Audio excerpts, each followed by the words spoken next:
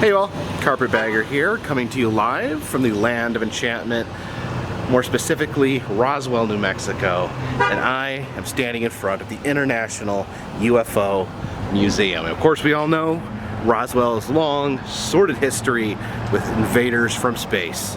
So we're gonna check this out and see what we can educate ourselves in the field of ufology. I think that's actually the right way to pronounce it. Follow me.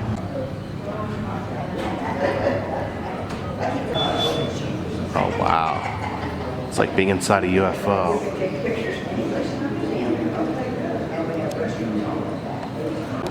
Here's the museum's mascot, Ralph, the Roswell alien life form. UFO Hall of Fame.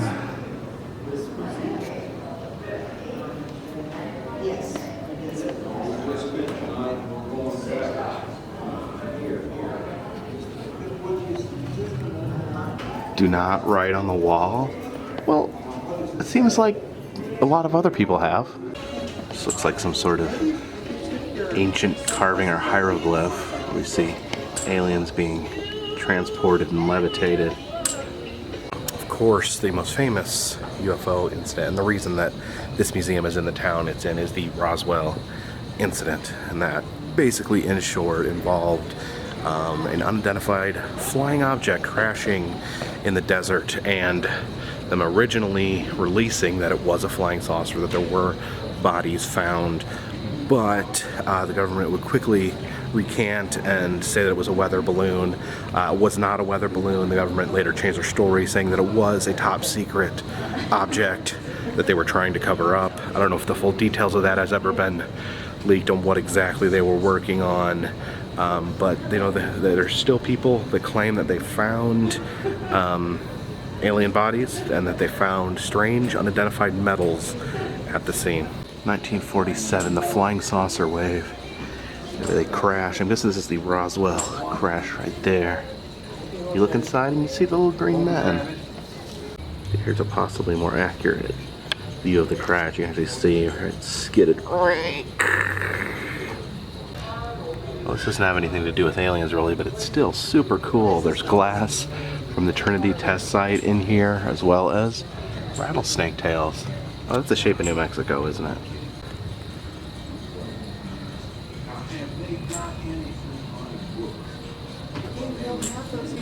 And that's a big figure in the Roswell mystery, Colonel Jesse Marcel. And yeah, he was one of the ones that actually spoke out and stated that it was indeed a flying saucer. Apparently he stayed in the military though for quite some time. Here's recreations of debris from the Roswell incident. So like slivers right here. Supposedly there was this tinfoil like material, but I remember what I heard was that apparently you could crumple it and then it would immediately transform back into a flat surface. And there's some sort of beam here that has symbols on it. You can actually see the symbols up here. Could that possibly be in alien language? Alright, now here's some stuff that they talk about where the Project Mogul, where they actually, the US government's official explanation of the Roswell incident. There's actually some of this odd material here. Neoproxene radiosondyne balloon material, which may have been the alleged alien material found at the crash site.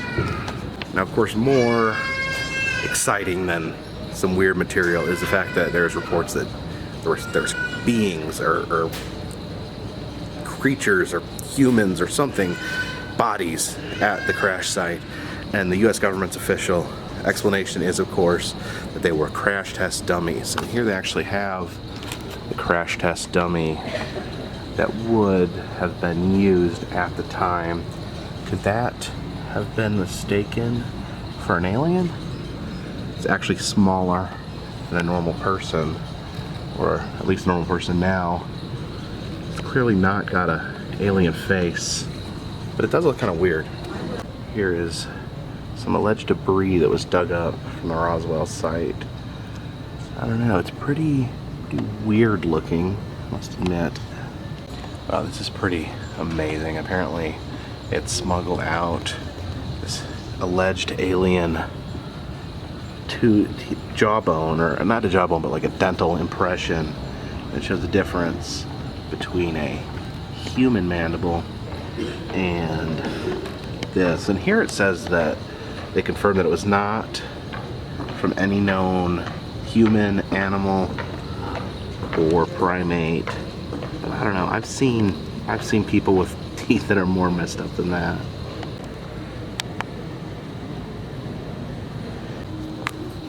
Now that is a horse of a different color.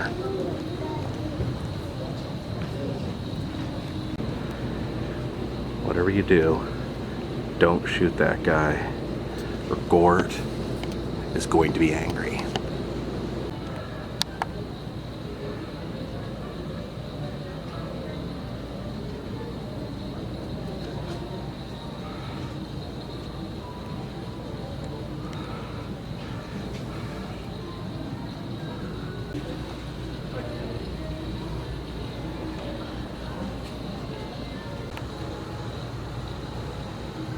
Crop circle.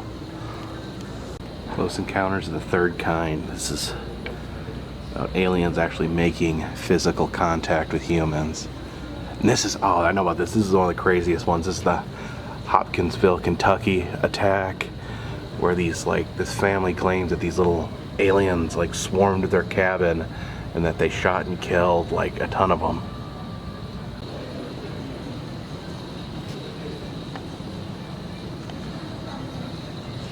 I do like the idea of believing. But the one thing that does keep bothering me about like UFO photos is that, back, during the golden age of UFOs, you see a lot of, photos taken. But now, people back then didn't always have access to cameras. Cameras were harder to use, more expensive. And for some reason, even though we all carry cameras in our pockets now 24/7, there's not been any higher quality UFO footage discovered. Maybe the aliens realized that our photographic potential was so high that they weren't gonna mess around anymore. They were gonna play it safe.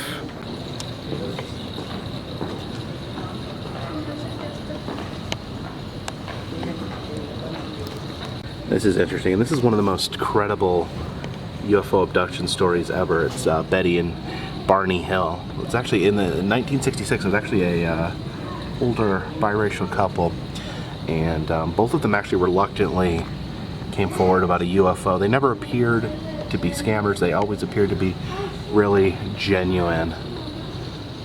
Here's painted pictures of Betty Hill's alleged encounter. We have our ancient aliens, the Wanginas. These are Native American figures that resemble grays.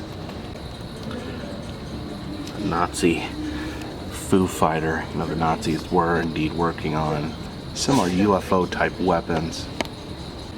Yeah, no good Nazi aliens. Now this is pretty cool. This is quotes from US presidents about UFOs, like Jimmy Carter, who actually famously saw a UFO himself. I don't laugh at people anymore when they say they've seen UFOs. I've seen one myself. And then apparently President Truman, I've not heard this one before, but I can assure you that flying saucers, given they exist, are not constructed by any power on Earth. And actually, it's pretty interesting. A lot of presidents, I think Bill Clinton even said that, when they get in office, they would reveal to the people, they would come clean about what's going on, if there were UFOs, or if it really was a misunderstanding. But it seems when presidents, when they come out of office, they no longer want to talk about it. That's pretty interesting. There's some props here from the 1994 Showtime movie Roswell. We have an alien autopsy here. I guess that was the alien that was used in the movie. The sinister surgeon here, and I think supervised by a man in black, with a big plate full of crazy UFO material. Now, I'm not any sort of UFO expert. I do find them fascinating. Just kind of the information I have is mostly gleaned from last podcast on the left. E.T. gourd. I was actually thinking it might be real fun to head out to the desert and maybe fly my drone over Area 51, then I can show you guys finally what it looks like. And just because it's cool and fun, they have a little Star Wars toy exhibit.